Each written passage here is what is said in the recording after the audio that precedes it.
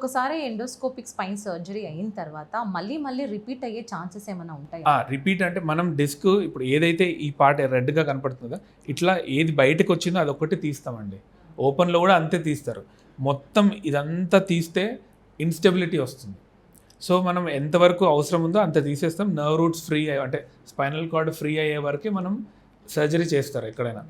మళ్ళీ పేషెంట్ అదే పని చేయడం, లేదా హెవీ వెయిట్ ఎత్తడం, లేదా ఏదైనా జర్క్ రావడం, దానివల్ల మళ్ళీ రికరెన్స్ అయ్యే ఛాన్సెస్ ఉంటాయి.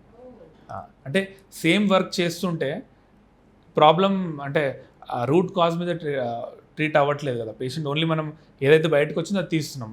వాళ్ళు మళ్ళీ జిమ్కి వెళ్ళడం, మళ్ళీ బరువులు ఎత్తడం అలాంటి ఏమైనా పనులు చేస్తే మళ్ళీ రికరెన్స్ అయ్యే అవకాశం ఉంది. ఈ లెవెల్ కాకపోయినా ఇంకో సైడ్ అంటే ఇంకో పైన ఉన్న డిస్క్ బయటికి రావచ్చు. సో ఆ ప్లేస్ లో కాకుండా ఇంకా వేరే ప్లేస్ లో కూడా వస్తుంది. ఎక్కడెక్కడ డిస్క్లు అన్ని బయటకు వచ్చి ఛాన్సెస్. సో జాగ్రత్తగానే ఉండాలి. ఒక్కసారి నడుము నొప్పి వచ్చిందంటే దాన్ని కేర్ఫుల్ గానే మనం ట్రీట్ చేయాలి, కానీ అక్కడ వరకు వెళ్ళకూడదు. వెళితే కొద్దిగా ఇంకా సర్జరీ కోసం స్పైన్ సర్జరీ చేయించుకోవద్దు అని కూడా చాలా మంది చెప్తూ ఉంటారు. అట్లా ఏమి ఉండదు. అంటే అది పాతకాలంలో ఏదైనా కొంతమందికి ఏమవుతుందంటే యాక్సిడెంట్ అయిన తర్వాత ఆల్రెడీ డ్యామేజ్ అయిన పేషెంట్కి ఆపరేషన్ మనం జస్ట్ స్పైన్ స్టెబిలైజేషన్ కోసం చేస్తాం.